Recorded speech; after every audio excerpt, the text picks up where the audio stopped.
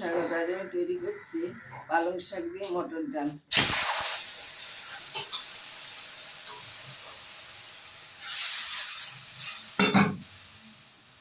চাল ডাল করছি পালং শাক দিয়ে।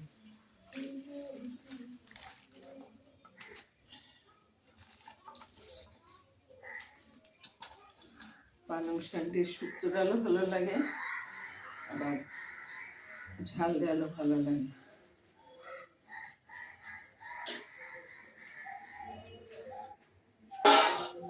পালং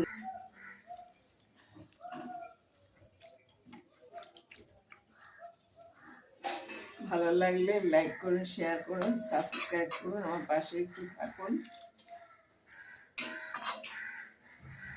একটু ঢেকে দিচ্ছি আমি, তারপরে একটু ফুটে এলেই নামিয়ে দেবো। পালং তো বেশি টাইম লাগবে না, এক্ষুনি হয়ে যাবে। পাতাটা একটু ফুটে এসছে, আমি একটুখানি আর একটু সামান্য হবে, তাহলে আমি হয়ে যাবে পালং দিয়ে